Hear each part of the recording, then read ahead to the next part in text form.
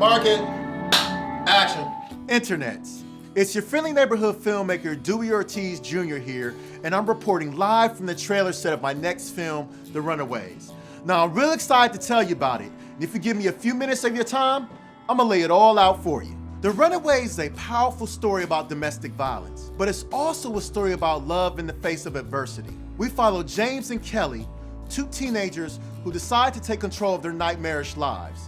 We follow both of them as they run away together, but as you may have guessed, things don't always go as planned.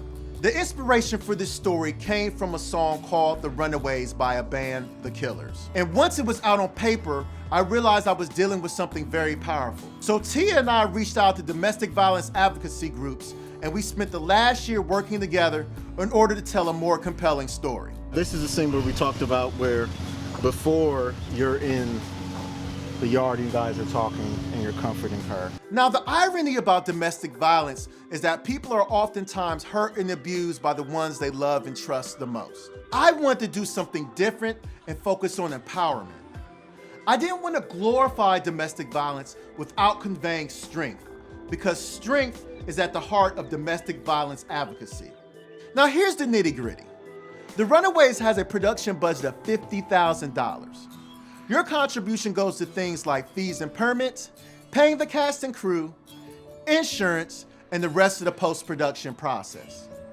The cool thing about The Runaways is that we are sponsored by From the Heart Productions, which means when you back us, you get a tax break in addition to the cool perks we have on our page. So, without further ado, I'm very proud to present The Runaways trailer. And please back this film and become part of a powerful movement. Thank you. Haven't you learned the rules by now? A man never apologizes for protecting his own. You do what you have to do to protect your family. If we stay here, we are going to die. And I don't want to die. Look, I'm not gonna be the one to tell you to leave your mom.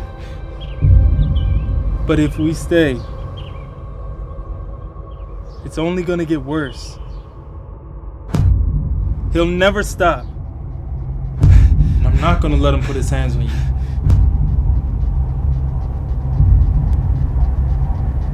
I'd rather die than let that happen.